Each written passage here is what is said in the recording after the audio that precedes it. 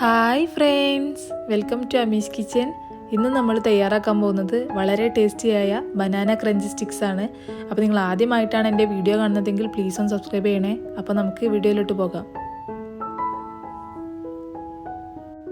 ആദ്യമായിട്ട് നമുക്കിതുപോലത്തെ നേന്ത്രപ്പഴം പഴംപൊരിക്ക് കട്ട് ചെയ്യുന്ന പോലെ നമ്മൾ നീളത്തിലൊന്ന് കട്ട് ചെയ്തെടുക്കണം. ഞാനിവിടെ 4 പഴമാണ് എടുത്തിട്ടുള്ളത്. അത് ഇതുപോലെ തന്നെ ഒന്ന് കട്ട് ചെയ്ത് കൊടുക്കുന്നുണ്ട്.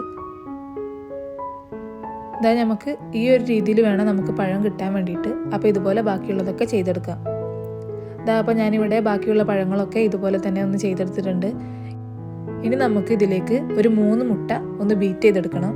ഞാനൊരു മിക്സിയുടെ ജാറിലേക്ക് 3 മുട്ട ഇതുപോലെ ഒന്ന് പൊട്ടിച്ചൊഴിച്ച് കൊടുക്കുന്നുണ്ട്.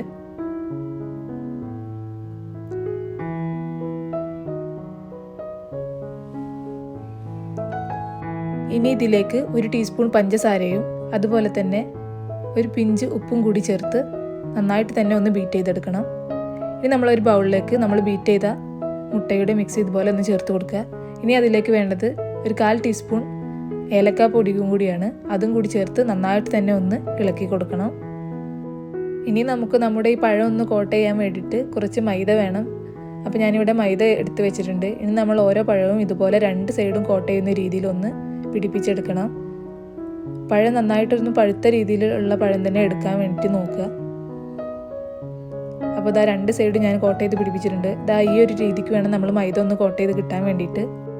ഇനി നമ്മൾ നേരത്തെ തയ്യാറാക്കി വെച്ച നമ്മുടെ മുട്ടയുടെ മിക്സിലേക്ക് നന്നായിട്ട് തന്നെ ഒന്ന് ഡിപ്പ് ചെയ്ത് കൊടുക്കണം. നമ്മുടെ ഈ മൈദയിലൊക്കെ ഒന്ന് ഡിപ്പ് ചെയ്ത് കിട്ടുന്ന രീതിയിൽ വേണം നമ്മളിതൊന്ന് ചെയ്തെടുക്കാൻ വേണ്ടിയിട്ട്. 2 സൈഡും ഇതുപോലെ ഒന്ന് ഡിപ്പ് ചെയ്ത് കൊടുക്കണം.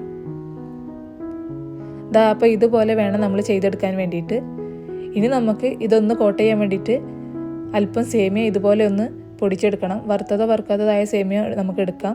അപ്പോൾ ഞാനിവിടെ വറുത്ത സേമിയാണ് എടുത്തിട്ടുള്ളത്. അത് ഇതുപോലെ 2 സൈഡ് നന്നായിട്ട് തന്നെ ഒന്ന് കോട്ട് ചെയ്ത് പിടിപ്പിക്കണം.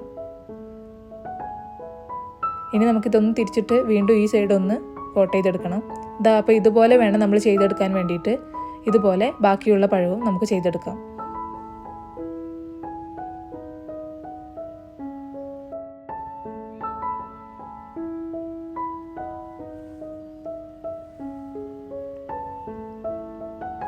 ഇതാ അപ്പോൾ ഞാനിവിടെ എല്ലാ പഴവും ഇതുപോലെ ഒന്ന് കോട്ട് ചെയ്തെടുത്തിട്ടുണ്ട്. ഇനി നമുക്കിതൊന്ന് ഫ്രൈ ചെയ്തെടുക്കാം.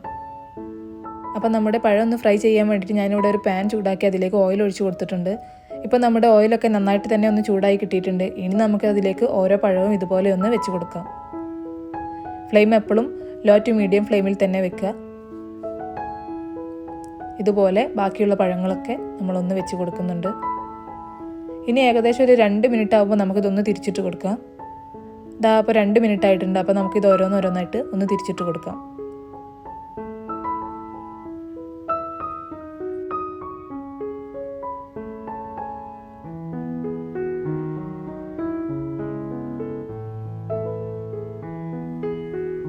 ഇനി നമുക്ക് വീണ്ടും ഇതൊന്ന് തിരിച്ചിട്ട് കൊടുക്കണം.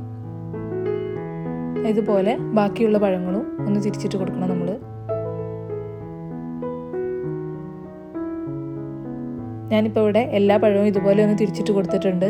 അപ്പോൾ ഇത് ഏകദേശം ഒന്ന് കുക്കായി കിട്ടിയിട്ടുണ്ട്. നമുക്കിതൊന്ന് മാറ്റിയെടുക്കാം. ഇനിയൊരു പാൻ ചൂടാക്കി നമ്മൾ നേരത്തെ ഫ്രൈ ചെയ്ത് വെച്ച നമ്മുടെ മുഴുവൻ പഴവും ഇതിലേക്കൊന്ന് അടുക്കി വെച്ച് കൊടുക്കണം. ഇനി ഇതിൻ്റെ മേലെ കുറച്ച് ചീസ് ഒന്ന് സ്പ്രെഡ് ചെയ്ത് കൊടുക്കണം. ഇത് ഓപ്ഷണലാണ്, വേണമെങ്കിൽ ചെയ്താൽ മതി. ഇതാ ഞാനിപ്പോൾ എല്ലായിടത്തേക്കും ഈ ചീസ് ഒന്ന് സ്പ്രെഡ് ചെയ്ത് കൊടുത്തിട്ടുണ്ട്. ഇനി ഇത് അടച്ചു വെച്ചൊരു 5 മിനിറ്റ് ഒന്ന് കുക്ക് ചെയ്തെടുക്കണം. ഫ്ലെയിം എപ്പോഴും ലോ ഫ്ലെയിമിൽ തന്നെ വെക്കുക. ഇതാ ഇപ്പോൾ 5 മിനിറ്റ് ആയിട്ടുണ്ട്. അപ്പോൾ നമുക്കിതൊന്ന് തുറന്നു കൊടുക്കാം. നമ്മുടെ ചീസൊക്കെ നന്നായിട്ട് തന്നെ ഒന്ന് മെൽറ്റായി കിട്ടിയിട്ടുണ്ട്. ഇനി നമുക്കിതൊരു ബൗളിലേക്ക് സെർവ് ചെയ്യാം.